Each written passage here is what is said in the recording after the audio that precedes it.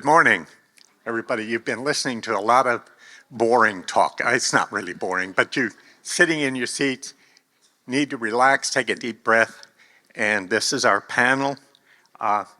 These are the brains, I'm the beauty.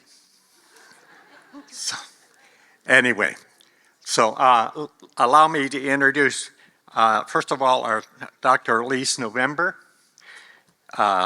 She's a clinical sexologist, and she's published an author, and she's awarded the 2022 Social Worker of the Year Award by the National Association of Social Workers.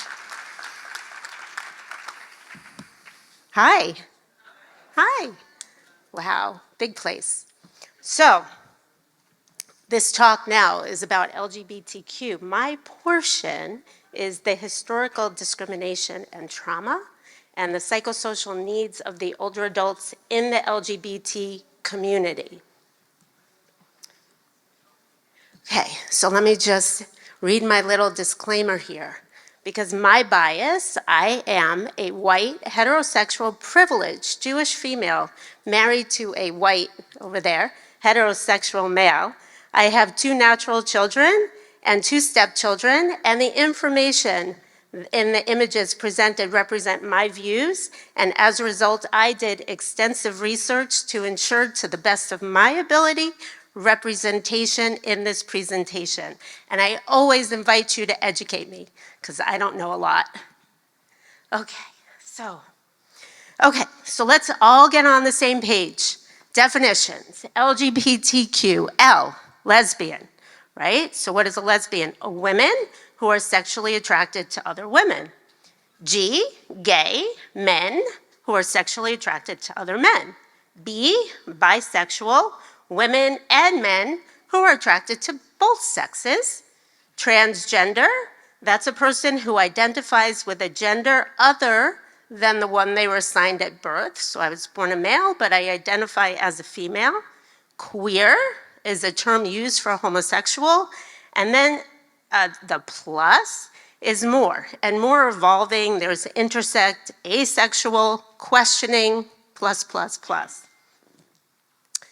So some LGBTQ labels, just for a little bit more of definitions, right? So you could understand a little bit better.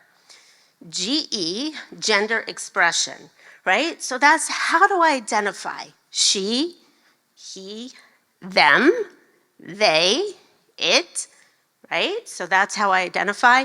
Maybe it's because of the way I dress, the way I look, the way I wear my hair, makeup, whatever it is, right? So that's how we express our gender. Gender identity that's when you identify with a birth gender or part of a gender or no gender at all, right? It gets a little bit confusing. And then sexual orientation. Who am I attracted to? Same sex, opposite sex, no one? Okay, so getting older, we're all getting older, me included. And there's lots of challenges that happen with aging. Mental health issues, we have regrets, maybe I didn't get my PhD, right? Or maybe I didn't tell somebody I love them, right? Cognitive changes with memory happens to everybody. Caregiving, right? Some people struggle with addiction. Loss of purpose, right? I'm retired, what am I gonna do now? So we have all these issues that happen with aging. And now let's look at the additional risk factors in the LGBT community. So more susceptible to social isolation, more likely to live alone, less likely to access help. And I'm gonna tell you why in a minute, right? So healthcare and mental health help, they're less likely to rely on a professional caregiver. They have a higher rate of psychological distress, right? They have reliance on their family of choice. So what does that mean?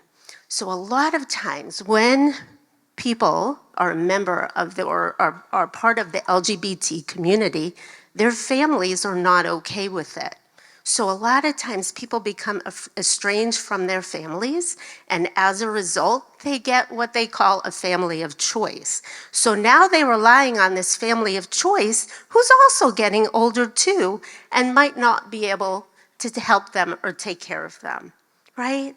And we also have a lack of appropriate assessment tools for our LGBT community. So now let's look at this why question, right? This big question. And if we look at history and the LGBT community, and I pulled out some highlights here because I thought it was really interesting to lay the framework for you to understand what has happened over the years, right? So we have 1620, long time ago, right? Colonial Plymouth, they established this norm of the nuclear family, right? Mom, dad, son, daughter. And this was the basis for all institutions, government, and church. So then we have in 1624, the first documented person to be tried and hanged for sodomy. Okay, so this is how gay men engage in sex. And Richard Cornish, unfortunately, was hanged. 1631, Massachusetts Bay General Court considered fornication, adultery, rape, and sodomy sex crimes, which were punishable by whipping, banishment, or execution. 1649, Sarah White Norman and Mary Vincent Hammond were the first females charged with lewd behavior, and they were the first convicted lesbians in the New World.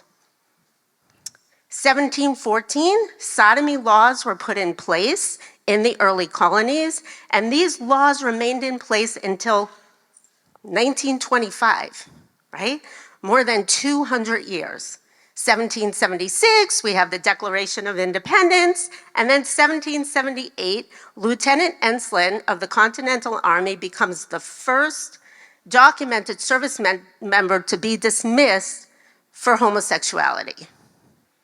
1779, Thomas Jefferson, nice guy, he proposes a Virginia law to make sodomy punishable by mutilation rather than death. Well, thank God that was not accepted. Okay, so 1900s, 1952, the American Psychiatric Association, DSM, right, what we use to diagnose, lists homosexuality as a sociopathic personality disturbance that can be treated, right? That's where the conversion therapy comes in. We're gonna treat homosexuals and lesbians, and we're gonna do something to their brain that all of a sudden they're not gonna be that way anymore. 1953, executive order by Eisenhower banning homosexuals from working in the federal government, stating that they're a security risk. 1960s, the sodomy laws were used distinctly against gay people, and sodomy was no longer illegal for heterosexual couples, not homosexual couples. 1960s, 70s, and 80s limit the ability for gay people to raise children, and they were denied custody of their own children. 1962, Illinois becomes the first state to decriminalize homosexual acts between two consenting adults in private. 1962, that's not that long ago, right? And that was only the first state. 1973, the homosexuality gets declassified in that book of diagnostic disorders, but it wasn't until 1987 that homosexuality was completely removed. 1980s and 90s, an employer can deny hiring gay people and can also fire them. 80s and 90s, not that long ago either. 1993, Don't Ask, Don't Tell, allowed gay and lesbian people to serve in the military. Okay, so we're looking at this history of discrimination. Okay, so what is discrimination, right? It's this unfavorable or unfair treatment of a group, a person or a group based upon labels, right? Gender, sexual orientation, gender identity is listed in there. So now what's that impact of discrimination on the LGBTQ community? So the cumulative effects of it and living with unequal discriminatory laws and policies for much of their lives, they face these unique challenges as they age. So remember I said they don't ask for help? They don't go out? Well, why? Why? Because for years and years and years, this community was not accepted, respected for who they are. So now let's look at trauma plus this discrimination or created by this discrimination. So what is trauma, right? We all have a little piece of trauma in our lives. Trauma results from an event or a series of events or circumstances experienced by an individual, person, or a group that has lasting adverse effects on the individual's functioning. And in the LGBT community, trauma occurred over years and years and years of discrimination, execution, mutilation, right? Trying to change them with conversion therapy, fear, right? They were being humiliated. So, okay. Oh, that one doesn't want to stick. Okay, there we go. So what happens to trauma? What happens to our brain, right, when we have trauma?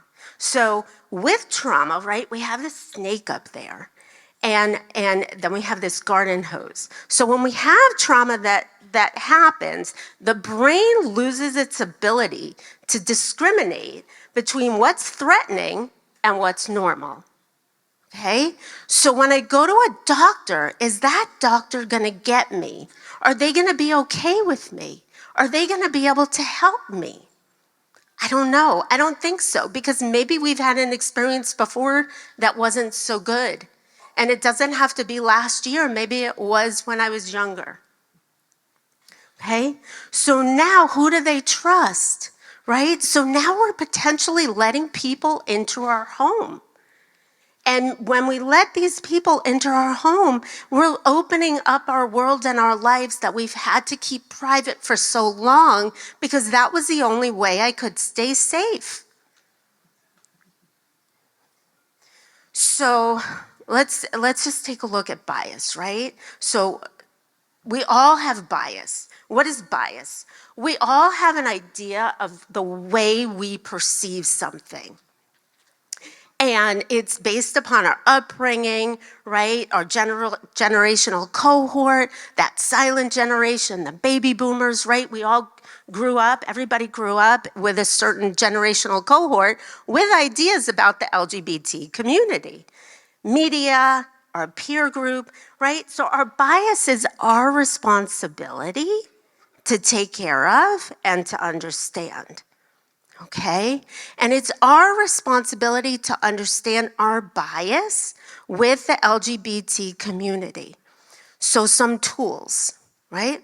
Professionals, it's up to you to take care of yourself and educate yourself. You want to address your own bias. How do you feel about the LGBT community? And be honest with yourself. It might not be okay. You might not know enough, but address your own bias and educate yourself, right? I've done a whole bunch of research with my dissertation on medical schools, and do they teach, and is there enough training with respect to certain populations? And I want to say no. So if you're an educator out there, right, make sure it's included in the curriculum and provide LGBTQ sensitive assessments. Okay, so you guys, community, right? We want to get involved in different advocacy groups. We want to research and educate yourselves. You also want to address your own bias. You want to reach out, right, to your LGBT community, educate your peers, and be a well-informed leader. And some self-advocacy tools for those in the community, right? Educate your healthcare professional, right? If they're not listening, find somebody who does. Make sure you get some mental health services. And when calling for an appointment at a doctor's office, or if you are calling for home care services, make sure that they're LGBT friendly. And if not, reach out to your resources such as Pride and SAGE and some of the other wonderful organizations, because there are people who care. Use me as a resource. Here is my contact information. If you need anything, please feel free to reach out. And that's it. So thank you so much.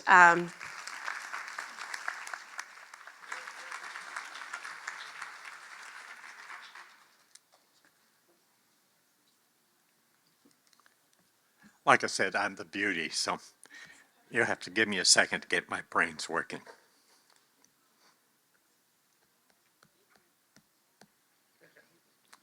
Okay, next we have Jamie Carelzo. He's the Director of Marketing for VITAS and Healthcare Medicare Hospice. And he's also a member of the LGBT SAGE National Organization. Jamie? Well, thank you, sir. Good morning, everyone. As I wait for my presentation, how's everybody doing today? We're good? All right, all right. Thank you to my brain over there, sorry.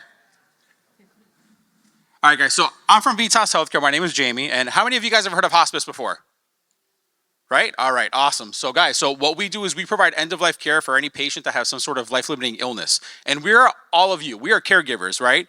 So whether that patient has HIV, cancer, Alzheimer's, we're there to provide that support at the last stages of their life with that advanced disease.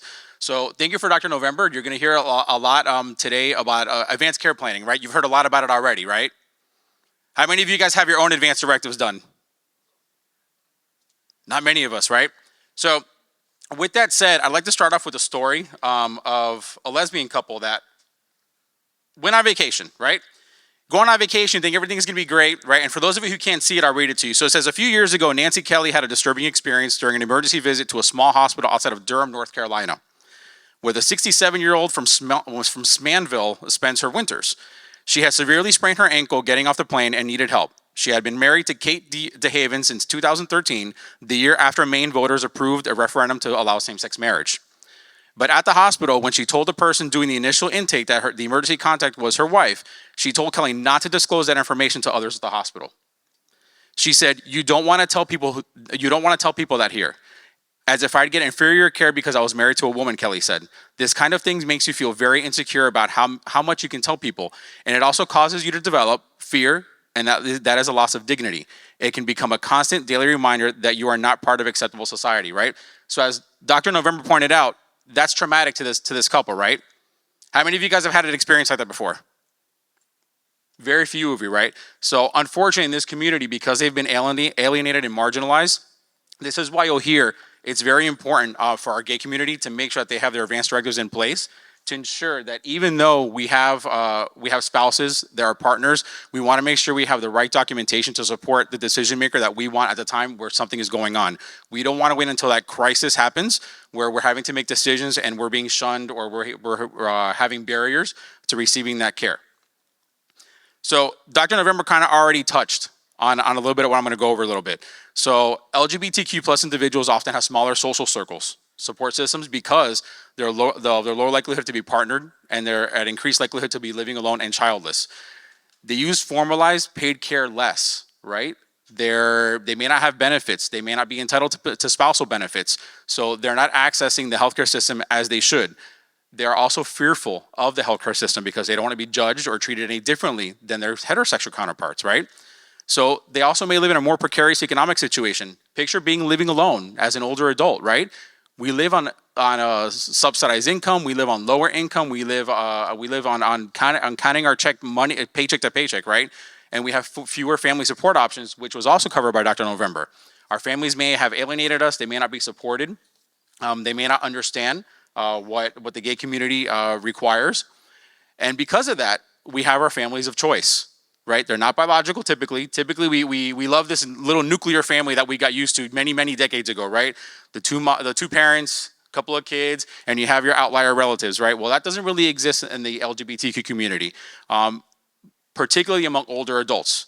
As we age, we're sheltering ourselves, right? We hide ourselves from experiences from harm from our past.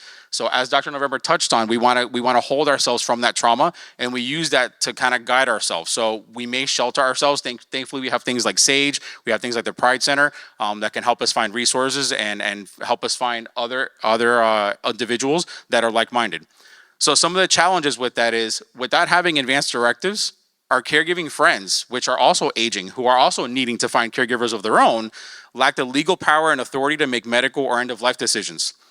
They have inability to perform sustaining caregiving tasks over a long period of time because, again, themselves, they are also aging, right? So what does that advanced care planning look like? So in this study, right, there are 9 participants, and I'm sorry, guys, if you guys can't see it, but there are 9 participants in adults aging from 65 to 77 years of age. The 5 participants identified as men, while the other 4 identified as women. And 6 individuals were white and Caucasian, while 3 were African American or black, and 5 were currently partnered and 4 were single. So our participants were asked during the interviews whether they currently had an advanced care directive, much like I did, right? Being a healthcare power of attorney, a living will, and 5 participants indicated that they had advanced directives, and the remaining 4 did not. There were 3 themes identified that motivated people to provide their advanced care planning among the sample. People wanted a sense of agency, they learned from others, and they wanted to reduce conflict and confusion for loved ones. So when we look at wanting a sense of urgency, participants who engaged in advanced care planning expressed the importance of having a say over the caregiving of end-of-life decisions. Their words reflected that they had a desire to an enacting influence over caregiving. They wanted health-related decisions and end-of-life care arrangements to be made. And thus, they took the steps needed to make those decisions and decisions options and document preferences through their legal documents, as well as informal conversations with loved ones.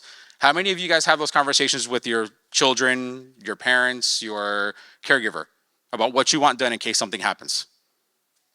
Right? It's something we should be doing, right? Because when something happens, it's not the time to have the conversation because you're already in crisis. Things are already overwhelming, right?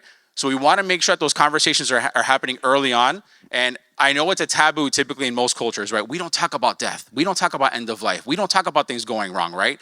But when they go wrong, guys, they go wrong, right? Right? So we want to make sure that those conversations are happening earlier on so that question is not coming up of, hey, what did you want to do with mom if this happened? Hey, what are we doing with dad? Dad's been in the hospital for months, on a ventilator, and we don't know what to do now. So because of that, people learn from others, right? So the second reason that people did advanced care planning is they learned through these bad experiences from others, right? The importance of putting advanced care plans in place from professionals, from loved ones. Some people even warned about some negative outcomes of not having plans in place, while others witnessed the difficult situations that they've experienced from other ones firsthand. And it taught them the importance of having advanced care planning. And of course, the very end is they wanted to reduce conflict. Right? Most of us have, children, stepchildren, sisters, brothers, ones that we want to have involved in those end-of-life decisions. So we don't want people arguing, right? So if we have powers of attorney, we have living wills, healthcare surrogates. Those are our wishes. That's what I want done in the event that I become ill, right? So there is none of that going back and forth. So in this study, we look at a study from 2015 from Hughes and a study from 2001. And what's funny here is actually people have actually empowered themselves less over time. So when we look at the study in 2001, 42% of those participants designated a healthcare proxy and 38% of them had a living will. 14 years later, it's down to 18% for a proxy and 12% for a living will, right? We're not getting sick, right, guys? We stopped getting sick. Right? Of course not, right? So a lot of people said, what? It's not necessary now. They weren't aware of the document. They don't know how to complete it. I'm sure everyone here has probably seen 5 wishes or something online as far as a living will or how to complete it, guys, okay? Please take the time to do it. Most people will say it's not necessary now. Emergencies only happen when you expect them, right? Right? Tragedies only happen when you're prepared for them. Right? So the best and also worst example that I can give is look at what happened in Pulse in Orlando a few years ago, right? An active shooter, 49 lives were taken. Do you think those kids were ready to have their lives taken? Do you think those parents were ready for that? Right? Tragedy can strike any age, does not discriminate, sex, color, doesn't matter, right? So we want to make sure we're prepared for whatever the future may bring to us. So as we look at the power of attorney designations, right? In 2001 versus 2015, 45% were partners, 25 were biological relatives, 17 were friends, 7 were general practitioners, and 6 were the other, right? So again, we want to make sure that we have those healthcare advanced care planning conversations to make sure we're prepared for the future. So Dr. November also kind of touched on this, right? Is when we look at heterosexual versus LGBTQ plus community, they're 2 times as likely to live as a single person, right? Isolation, income, trauma, psychosocial. They're two times as likely to live alone. They're 3-4 times less likely to have children to support them, right? More likely to be prematurely institutionalized because they can't take care of themselves. Their health is failing. They're less likely to access services, like Dr. November said, because they're embarrassed. They don't want to have to explain themselves. If it's a transgender individual who identifies one way, but their sex is they have a different sex on their license or their paperwork, they have to explain themselves every time they go see a practitioner, right? So because of this lifelong social stigma and prejudice, it leads to potentially unwelcoming or hostile healthcare professionals. So really quick on this slide, this kind of gives you an idea of what a LGBTQ plus elder may be going through as far as living in a long-term care setting. So when we look at the total number of respondents here, we had 649 respondents, and out of those 649, 346 had experienced abuse or neglect by staff, right? 500 had experienced isolation from other residents. What does that do to you guys? Does that make you want to come out of your room at your nursing home? Does that make you want to hit that call button? So that's why we're here, right? So regardless of whether it was a long-term care setting such as a nursing home or an ALF or an ICU or an emergency department, we're looking at the instances of, look at the verbal or physical harassment from other residents. Number of instances, 200, right? Same thing happens over in the emergency department. Sorry, guys, let me just slow my page here. Right, so overall, when we're looking at this, the table on the left shows 43% of all respondents had 853 instances of mistreatment. On the right side, so that's in a nursing home. On the right side, the same exact percentage, 43% of respondents report that they had directly observed a discriminatory action towards a spouse, partner, or legally designated healthcare surrogate of an LGBT patient. How does that make you guys feel? Terrible, awful, right? Imagine going into an ER and I'm telling you, as your nurse, your wife can't come in here. Your husband can't come in here. I'm sorry. We're talking about misbehaving. You know what? Don't tell somebody you're married to this woman because that's going to be frowned upon here. Right? It's insane, right? And we're in 2022, almost 2023, guys, right? So look at how far we've come from Dr. November's presentation, and we're still experiencing discrimination in this community. Sorry, guys, there we go. So what we're all here today about, right? Caring for LGBTQ adults, right? So a visit to any healthcare facility can make a person nervous for any number of reasons, right? They may be uncomfortable with revealing sensitive information to healthcare professionals. Others find it difficult to talk about private health concerns, which creates an environment for these conversations to be uncomfortable, right? So we want to make sure we're welcoming and we're inviting everyone to be prepared, and we want to be prepared to serve people of all races, ethnicities, religions, ages, and backgrounds. So when people have bad experiences in healthcare, like Dr. November said, we want to leave our baggage out the door. Right? We need to be working free of judgment and making sure that we are not imposing our opinions or ideals on our patient. So as we look at this chart real quick, out of the respondents of 145 people, 57 were nurses and 21 were the healthcare assistants, so medical assistants. So those are pretty much the hands-on, right? The hands-on caregiving people for our patients, right? When we look at the confidence level of our caregivers, that says they were confident and knowledgeable of general LGBTQ issues and needs. Of all the respondents, 48% were not knowledgeable at all. 33%, and 57% were not knowledgeable at all. right? So that's 3/4 of our participants were not knowledgeable at all regarding any issues surrounding the LGBTQ community. So when we talk about patients that have advanced illnesses, what are they looking for, right? They want pain and symptom control, right? They want to be taken care of appropriately. They don't want to have the dying process or the caregiving process prolonged. They want to have a sense of control. They want to relieve the burdens on their families, and they want to have their relationships strengthened with their loved ones. And when we start approaching, when we start approaching the end of life, right? So we talk about, again, advanced care planning. And my partner over here, Stephanie, will talk about it, I'm sure, in a few minutes. The end of life care needs of the LGBTQ community is identical to those of non-LGBT, right? Except the healthcare provider should recognize that there are some considerations that exist. The inclusion of same-sex partners in decision-making and treatment planning has been repeatedly shown to be a priority for gay patients facing life-limiting illness. They want their partner and family involved. LGBT patients may receive support from, we talked about, social circles, sometimes called lavender families, families of choice, who they find acceptance. And such families can comprise of heterosexual friends, other members of the gay community, co-workers, biological relatives, and anyone who provides support to this person. And the end of life can be a time of reunion and reconciliation with estranged family and friends. This can be especially true to gay patients who have experienced isolation from these individuals in the past due to their sexual orientation. And we should be sensitive to the potentially complex family and social dynamic for these reunions that can be created for both the patient or the family. So discussion of sexual orientation at the very end. I'll close, guys. So the decision for a gay patient to discuss their sexual orientation with clinicians may be affected by their negative reactions or disclosure in some cases to discrimination concerns, like Dr. November said. Sexual orientation is intrinsic to a patient's social history, and its recognition and acceptance by clinicians is essential to the provision of holistic and patient-centered care. So some talking tips, right? So if you're unsure how to address an individual, clinicians should let the person guide them. Ask questions. Don't assume, right? We all like to assume sometimes. So a good approach is to ask a patient to introduce their significant others in the room, their role in their life.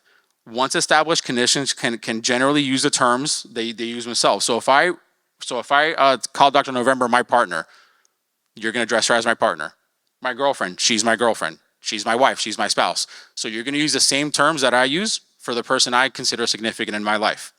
When you're inquiring about a patient's social history and support network, consider asking, who's family for you? Whom do you rely on the most for support? Do you currently have a significant partner or significant other? And these questions avoid the assumptions and allow patients to respond openly about their sexual orientation and who may play an important part in the life and their care. All right, guys. Thank you.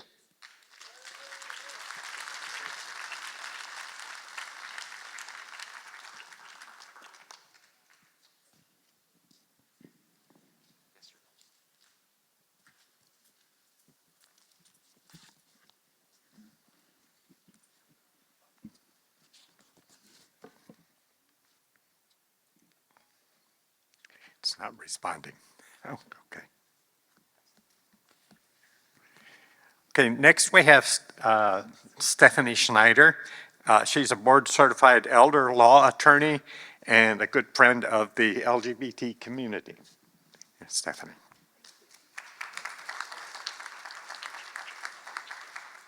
Good morning. Thank you all for being here so early. Our panel has one goal in mind, and we share that with Charlotte. And that is, we want you to leave here today with at least one, if not more, pieces of information that are going to empower you to take a step forward.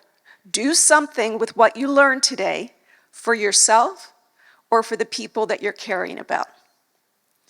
So Jamie said some great things that I really liked, and he made it funny because this is a very serious topic. He talked about, we know when emergencies happen, right? And you all laughed. But he drove home what's a very important point. We tend to have, as humans, this idea that we'll stick our head in the sand like the ostrich. Things will blow past us. Won't happen to me. It'll happen to somebody else. And that's when it takes us by surprise. So that's why our panel today is dedicated to talk about the benefits of planning ahead. Plan ahead legally, psychologically, plan for healthcare reasons, know what your resources are. That's how you become empowered. That's how you make the best decisions possible for yourself, the person you're caring for your family, and you set great role models in your communities when you go back to them today. So before we talk about the legal tools that are available, there's something really important we have to talk about, and that is timing. And again, Jamie alluded to this. We don't have that crystal ball. Does anybody have that? No, we don't. I can't tell you what the weather's going to be like in 2 hours from now. So how can I tell you if you're going to be healthy next week or if somebody's going to have a car accident? I can't. So don't wait till what you think is that magic age. You probably have heard it. When I'm 60, I'll do this. When I'm 65, that's the right time. Now is the time. When you become an adult in Florida, that's age 18, that's when people need to have these legal documents we're going to talk about, these tools that make it easier to make decisions. Jamie talked about avoiding crisis, right? Are we thinking clearly when we're all in a crisis? No, most times not. We're flooded with information, emotions are coming up, we don't always think clearly, we don't always make the best decisions. So why not make it easier on ourselves? And if we're the person who's the patient, wouldn't we want to care about the people that are going to make the decisions for us and make it easier for them? So that's why timing is important. We have to be able to understand, to comprehend, to sign a legal document. We don't ever want to put something in front of a person that they're not sure they can understand. So does that mean just because somebody's been diagnosed with a cognitive impairment that they can't sign a power of attorney? It doesn't. Because as we're learning, there are different stages of disease processes. But we want to encourage people to do these documents as early as possible so they can understand, they can ask questions, they can make an informed decision that this is a good idea to do. So how many of you today have a durable power of attorney? Okay, Charlotte, look around. Because next year, when we have this conference again, we want to see all the hands going up. That means we did our job today. So why do you need it? Well, because illnesses happen, accidents happen, COVID happens. And a lot of people were unprepared. They didn't ever expect that they wouldn't be able to speak, that they would be on a ventilator. We need powers of attorney so you can name people that you trust, that you have confidence in, to step in and help you make financial decisions. What happens if the FP&L bill doesn't get paid? They cut it off, right? What happens if you have to file a tax return by April 15th and you're in the hospital and you can't sign? What do you think IRS does? Do they say, oh, don't worry about it, take your time? No. They might give you an extension, but you've got to sign for that extension, and they want the tax paid. What about paying our other bills? Think of the things that we do, if not every week, maybe once a month. You look at your bank statement or you go online, you might call your financial advisor, you might make different decisions, something's not doing as well as it was before, you want to change the investment. What if you are incapacitated and you can't do this? You want somebody you trust to be able to do these things for you. Now, how many of you have multiple children? How many of you think you're going to name the oldest child? Come on, be brave. Put your hands up. You all are thinking that. Well, I want to get rid of that for today. Please do not name the oldest child just because they're the oldest. Here's what I want you to do when you leave today. I want you to go home, think about this. I want you to think about who has the qualities, the best qualities to make financial decisions, And then I want you to have a conversation, whether it's with your children, your nieces, your nephews, your best friend, and I want you to ask them, if I get sick, would you be willing to do this for me? Why do I want you to have the conversation? Does anybody like these kind of surprises? Do they want to get the call and say, oh, so-and-so's in the hospital and you're the power of attorney? No, you're laughing. But these are not like opening up presents on Christmas morning. We need to know about them. So I want you to have the conversation. And I want you to think of a plan B. We're in a theater. How many of you have been to a theater for a play or a musical? At least once? What happens if that morning the actor or the actress that's the lead has laryngitis? Do you get a call from the theater saying we're refunding your money, it's canceled? No, what happens? Understudy, plan B. We don't want your power of attorney to fall apart because you didn't have a plan B. Then it's toilet paper. Doesn't mean anything. So I want you to think of an alternate person that you can name. That's being an informed consumer. Now, what about the personal side of our life? Jamie talked about making healthcare decisions, being able to talk to the doctor. What if the person can't understand? They need help to know, should we do the surgery? Should we do a different type of treatment? So we all need what is called a healthcare surrogate. Surrogate's going to stand in our shoes, speak for us, implement what we would want to do, and make our decisions. How many of you know about the word HIPAA? Few? So HIPAA is our medical privacy law. What does that mean? It means that we have to give permission to release things that are confidential, like test results, right? Well, we need to do this in advance because if we're unconscious, if we can't speak, we can't give permission then, right? It's too late. So again, plan B, name your primary surrogate, name the alternate, okay? Now, how come nobody has asked the question, can I name two people together?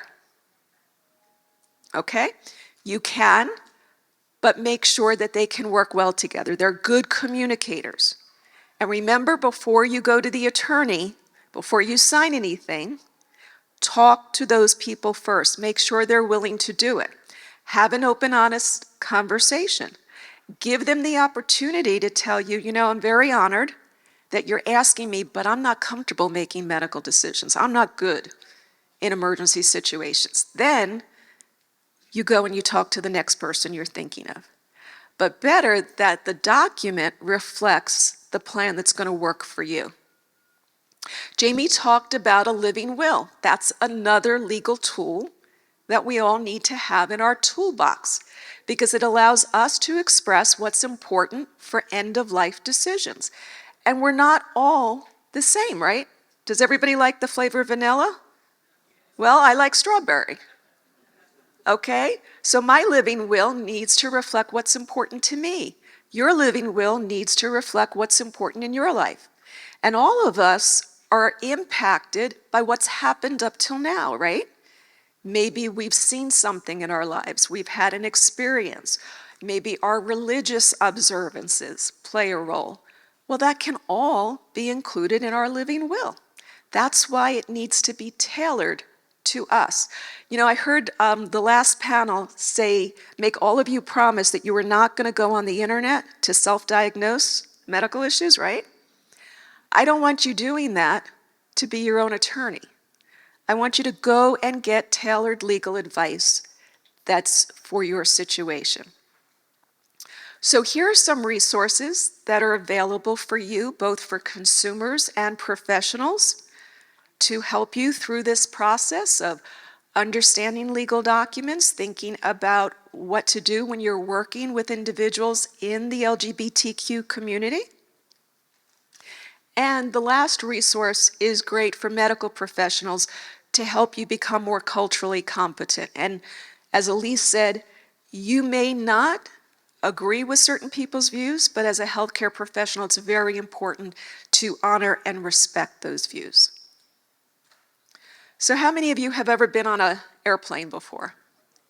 At least once, right? And you know, in the beginning, they walk us through the safety measures, and when they're talking about where the oxygen mask is going to come down, they say, please put it on yourself before you help the person sitting next to you, whether they're a young child or maybe an older adult. When you leave here today, I don't just want you to think about this information for the person you're caring for. I want you to think about you, the caregiver, because we tend as caregivers to put all our energy into the person we're caring for, and it's very easy to forget about us. What are my needs? Am I refilling my gas tank so that I can give to somebody else? So leave today and promise yourselves you're going to create some sort of a self-care routine. And there's a whole bunch of ideas. Take 10 minutes to meditate. Sit down and do some breathing exercises. Go take a walk around the beach or in your street. Call a friend. Go out to lunch with somebody. Give that back to yourself so that you can give to others. And don't forget, you need basic rest. Thank you. Get that sleep at night. Make sure you're not skipping meals. Okay? Thank you.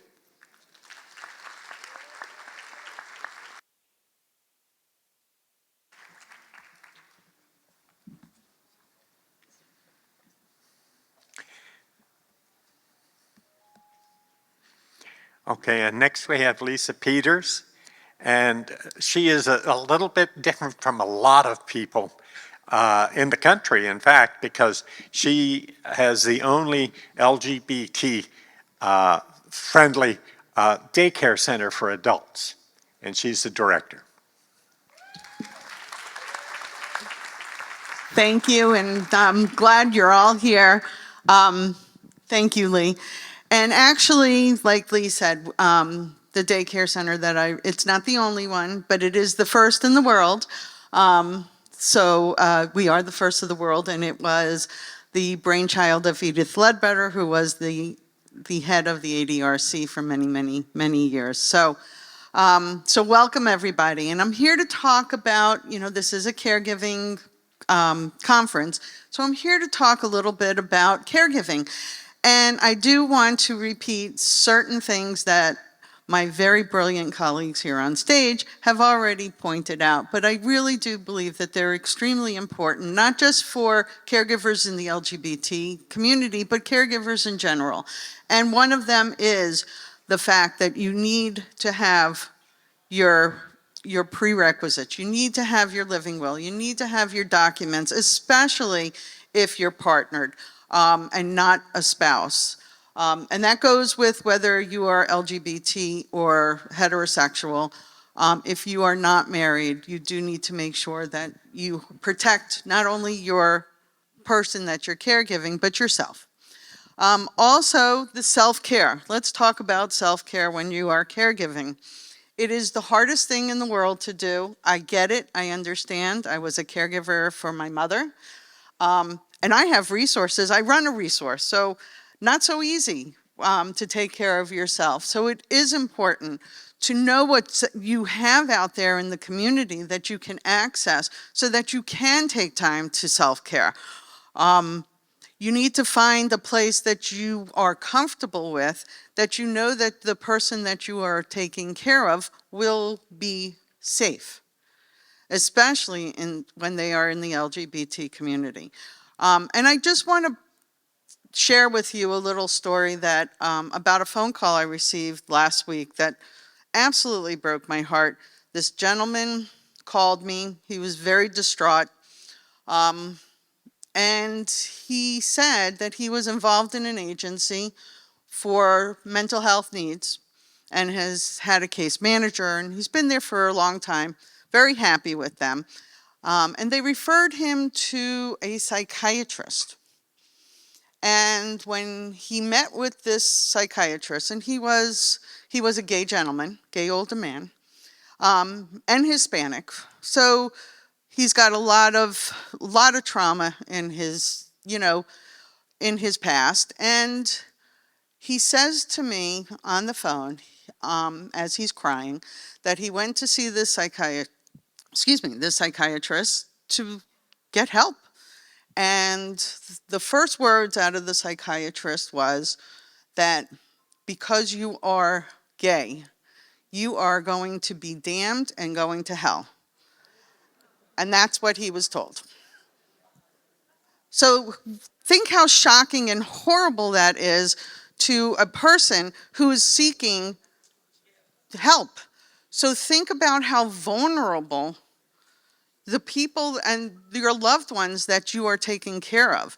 Is that the type of place that you want to send somebody that's going to act like that when you're leaving your loved ones? So the answer is no. You want to make sure that when you're leaving your loved ones, or you're leaving your loved one in the care of someone else, that it's going to be safe for them, first and foremost. Safe. Safe. You want that person, you want the place or the people who are going to be taking care of them to be kind, to not be abusive, to not be judgmental. And like Dr. November said, we all have our biases, we all have our thing. However, we want to make sure that whomever is taking care of our loved ones leaves their thing at the door. Thank you. So it's very hard, and it's very to do that and to trust who we are leaving our loved ones with. So let me just talk a few things about some of the resources that are out there. You have to get, as the caregiver, when you make a decision to reach out to some sort of resource, you need to get past the guilt that you feel that you are leaving, that you can't do this. Because caregiving is tough and you can't do it on your own. You have to have support and resources. So you have to get past the guilt of leaving your loved one, even just for a few hours. Or if it gets to the point where you have to place your loved one, especially if your loved one and you're part of the LGBT community. One of the scariest things for the LGBT community is going into a facility, an assisted living facility, a nursing home, long-term care, and going back into the closet, which they do. They're afraid to be themselves. And, you can go into these beautiful facilities and they all sit there and say, and maybe it's true, their staff is very inclusive, they've all been trained, they all know how to work with the LGBT community. The problem is not necessarily the staff. What you have to discuss with the people who are running the facilities or the program is, how do you deal with the other clients if they are not inclusive? If they really come out and talk about some of, how they feel personally to the LGBT community. For instance, I went into an ALF. I used to process clients for long-term managed care. And I went to this facility, and it was a beautiful facility. And I'm sit down with the client, and I'm trying to do the assessment. And he never comes out of his room. He's very sad. He's very isolated. And I'm thinking to myself, God, how could you be sad and isolated? This is a beautiful place. They served grand food. I mean, it was just a lovely facility. And as it turns out, he was being harassed and bullied by other clients just for being who he was. So you need to talk, have the conversation, and make sure that the staff, and ask them, how do you deal with this situation? How do you deal with somebody who might bully my loved one because they are different? And it could not only just be LGBT, it could be the color of their skin, could be the way that they speak. You know, they might have a heavy accent, they came from somewhere else. And we all know a lot of people, once they start with going in through the stages of dementia, many people, many older adults will start reverting back to their natural language. So they may have been bilingual, but now they only really speak Spanish or Creole or wherever they came from, the language from where they came from. So that's one of the things. The other thing is there have some services out there where you can get somebody to come into your home and be a companion. As for the LGBT community, they have Sage National, Sage USA, has partnered up with a local church here in town, and they have a friendly visitor program. That's a great, great resource, somebody who comes out, spends a couple hours a day or, during the day, and will sit with your loved one, share stories, play games, watch TV, read them their mail, whatever they need to do, which will give you as a caregiver that time to step away. Sophia is another organization that has a companion component, and they will send somebody out to the home in order to give you respite. And you can leave the house. You can go take a nap. You can go to that doctor's visit. You can take care of what you need to take care of you. Because the sad truth is, if as a caregiver you do not take care of yourself, chances are something's going to happen to you. And then who's going to take care of the person that you're taking care of? So, which of course, that's where all your pre-planning comes into effect. But we don't want to get there. We want you to take care of your needs and yourself. So, but there's great resources out there that you don't necessarily need to know all of them, but you need to know how to find them. And one of the best resources is the ADRC, which I know they changed their name, and I apologize. But they have, if you go on their website, they have this wonderful book. It's a directory, all things seniors, from housing to, I don't know, to having somebody come in and fix a small problem in your house, installing grab bars for seniors, somebody to assist you in paying your electric bill. Any type of service that you need or would want for your loved one, the information is right there in one place for you to get. And you should know what's out there. Another resource, and that's really important, you need to really utilize the doctor who is taking care of your loved one. And if you can't utilize them as a resource, you might want to find a new doctor. So your doctor's office, like I said, I took care of my mother when she was recovering from multiple hip replacements. And her doctor is the best thing. I think that man walks on water. He's wonderful. And he was such a great resource for everything that was needed. His office was there for me to show me how to use a gait belt, the proper way to assist my person, so I don't do more harm than good. So you need to make sure that you are connected with somebody like a doctor in the doctor's office and the nurses in the office to assist you on things, because it's difficult, especially as you age with them. I'm a child caregiving for my parent, but if my father had been alive and had to do that, it would be very difficult for him. So they can show you the right proper ways to do things like transferring them from a wheelchair to the bed. How to use a gait belt to make sure that they don't fall. The proper way to set up the walker or the cane or whatever device that they need. So you need to make sure that you are using the resources that you're already connected with. And like I said, the doctor's office is a wonderful resource, and if they're not, rethink your doctor.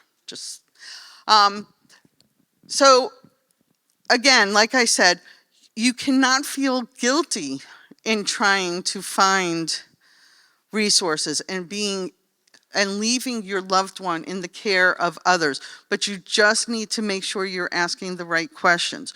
What would you do if this situation happens? How would you handle this? And make sure that you are comfortable with their answers. So that said, do reach out. There are so many good resources out there. Please, please, please look out for them and use them, because you need to take care of you, because you are doing such a wonderful thing by taking care of your loved ones. So thank you.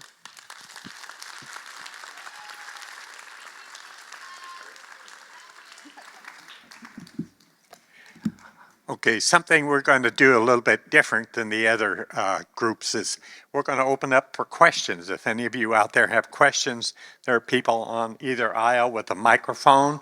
And if you just raise your hand if you have a question for any of our experts or anyone else here that can help. Are there any questions? Right there. We have a question over here.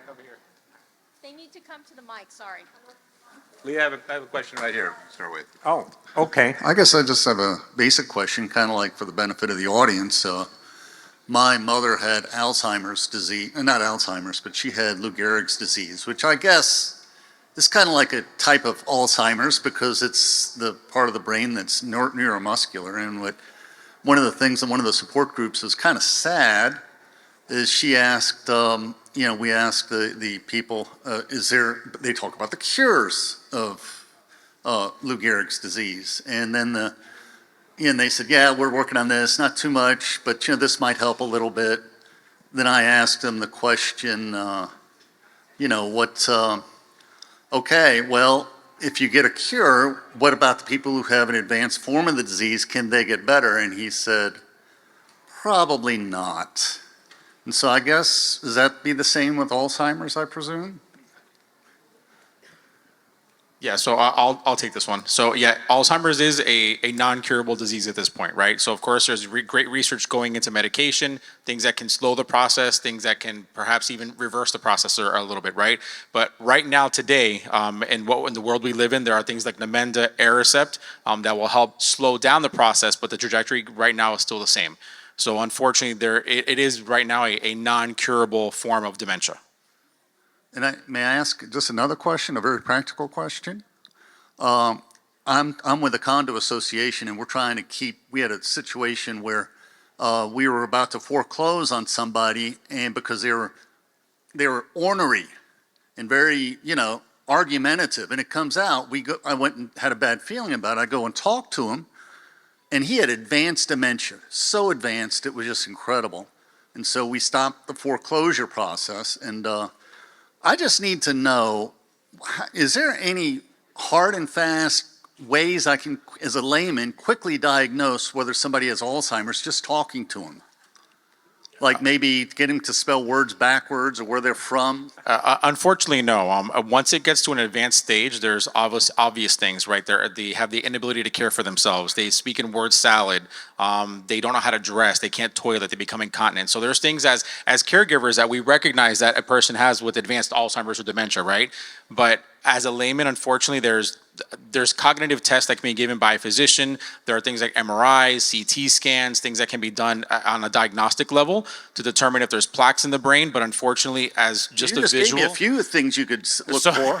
So so- tell me some more. So as a layman, unfortunately, those diagnostics are needed to determine what level of Alzheimer's or dementia that person has, rather than us just kind of assume, because that person could have psychosocial issues or psychological issues versus it being Alzheimer's. Yeah. And I just wanted to jump in here hi.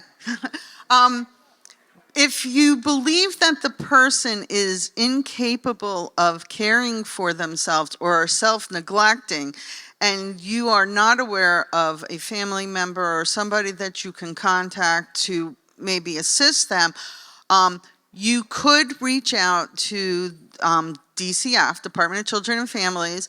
They have Adult Protective Services, and they would actually respond to the client's home. They do a short assessment to base, to figure out if a person is cognitive and can make decisions on their own. And they are able to, if there is no family and nobody to assist this person, they would be able to take that and file for, for somebody, for the courts to assign a guardian for that person, to assist that person to make those decisions for them. So that is out there for you. I think there's a person. Thank you. over there. Thank you. My question is, I've been taking care of a lady for 30 years, which she's my friend. And when her parents had passed away, I had to, cremate her brother as well.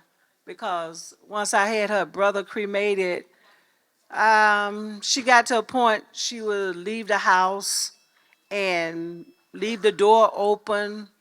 And, I thought, well, she was getting better, but then later on, I had to have her kind of Baker Act to see what was going on, because, this is new to me. I've been taking care of for all these years. And then I find out later, after taking her to the doctor for so many years, I find out that she was like legally blind. She never had no kind of insurance or nothing. I couldn't understand why. So I went and got her insurance, getting all the help that she needed. And then once I took her to the doctor, I found out that, they detect that she had dementia. Because I couldn't understand why she would leave the door open until one day I went to her home and wasn't nobody in the house. I'm like, oh, anybody could have walked in here and, something could have happened. So it got to the point where HRS told me I had to either put her in a nursing home or I decided to let her come live with me.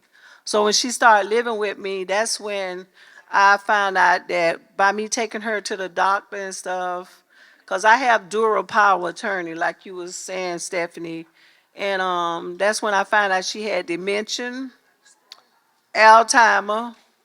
She had all of it, diabetic. She was diabetic and everything. So but a lot of time when you leave people's at your house, you want to make sure that, like you was talking with the daycare thing, I even got her into a daycare. It took a while for me to get her into a daycare facility, but once I got her into one, it wasn't a daycare that I expected. It was somewhere out west on Flamingo.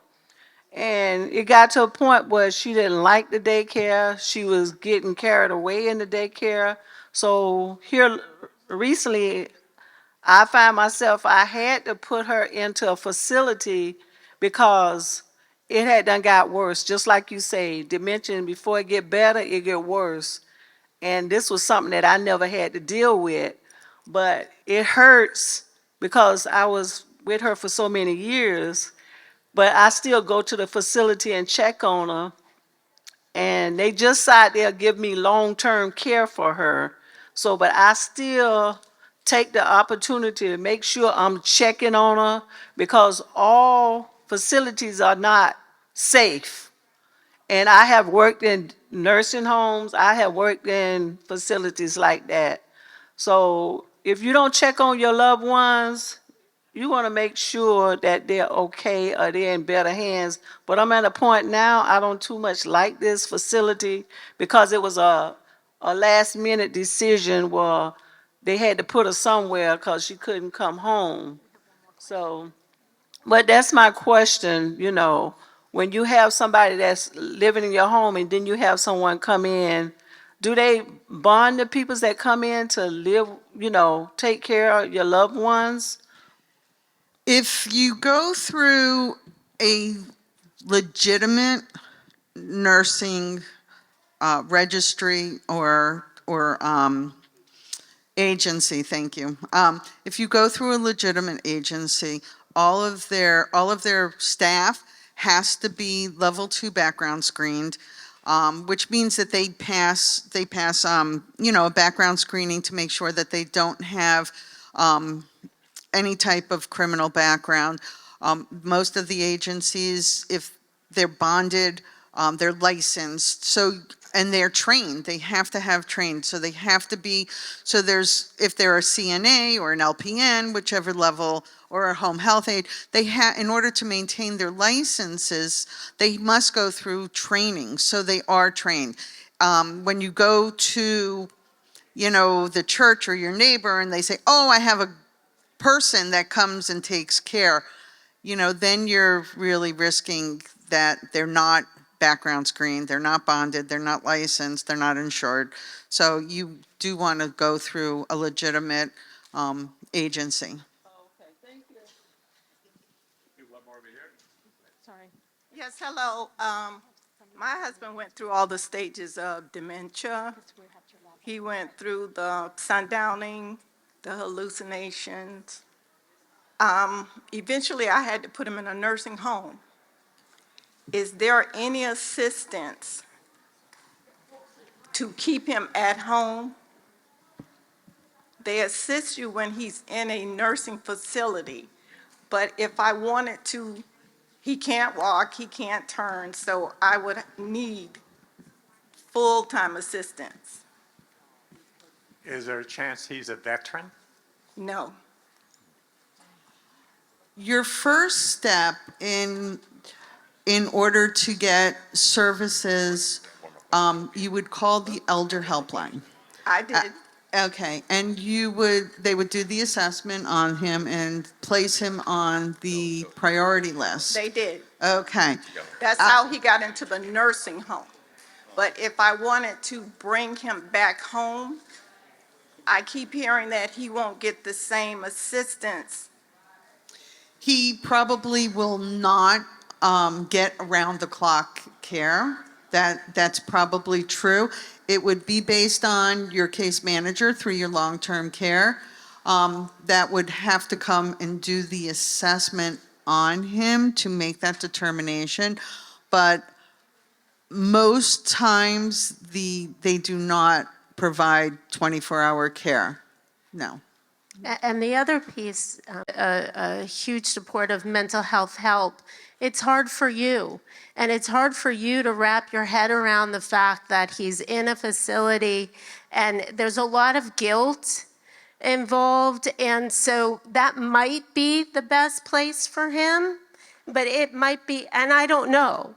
It might be better for him at home, but to get some to get some help and talk to somebody and talk it out so you could understand what's your piece and what's the piece that might be best for him. And I don't know if they match, But it's a hard thing, and I commend you. I commend all of the caregivers here because it's hard, especially this woman who just spoke before. It's hard to be a caregiver, and there's so much guilt, and we're making these really hard decisions for people, and they can't tell us what they want, and we don't know if they're happy or not, or if they're okay. So talk to somebody. It might be helpful. Thank you. You're welcome. Anybody else? We have one more question, so sorry. I'm going to make this short and sweet. I've had experience with dementia in a person that I know and my mother. Now, I want to know the difference between Alzheimer's and dementia. My mother had Alzheimer's. In the 2 years, she reverted to being a child like she was 3 years old. The one with dementia became very nasty. So Paranoid. Alzheimer's is a type of dementia. So there's different kinds of dementia. There's vascular dementia, there's Lewy body dementia, and then there's Alzheimer's. So depending on a person's characteristics, they may act out a different way. Like Lisa said earlier, when we have Alzheimer's or any kind of dementia, we revert backwards, right? So that's why we do things like forget how to dress, we may act out, we kind of revert, and I always compare it to you're becoming a child again, right? So you may throw food, you forget how to eat, you forget how to hold a fork, and then it gets to the point where you become completely dependent, you become bedbound, and you can't do things for yourself at all. So depending on what kind of dementia you have, typically certain behavior associated with certain kinds of dementia. So there's vascular dementia, which typically patients with vascular dementia, it's a dementia caused by your heart, right? It's a loss of blood to your brain. So there's an inability for blood to circulate, so you start losing oxygen. You can't oxygenate in your brain. Those patients typically lash out. Right? Those become violent, aggressive, combative, but that also happens in Alzheimer's patients. So unless you get things, like I said before, like a diagnostic, an MRI, a CT scan, there's no way to really determine whether or not, because nobody can see into the brain until we get those diagnostics done. So the behavior can really be the same for any kind of dementia, regardless of whether it's Alzheimer's or vascular or Lewy bodies. It just kind of depends on that person, right? To Lisa's point, like I speak Spanish. So English is my second language. If I ever get dementia, I may convert back to speaking Spanish. And if I've had a bad experience with somebody, I may, associate, blonde hair with somebody who treated me poorly when I was a child, right? And I may revert back to that, and may act out towards people with blonde hair, as an example. Yeah. And many clients and many patients, they have the dementia and and they have those issues, but a lot of it, sometimes they get a little clarity, and a lot of times the acting out and the lashing out is really just them being frustrated.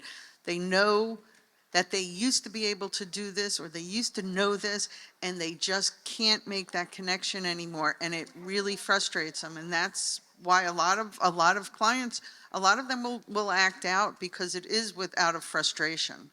So I have a question for you guys, right? So if you guys get a patient with Alzheimer's or dementia, what do you guys do if they act out, if they lash out? Do you correct them?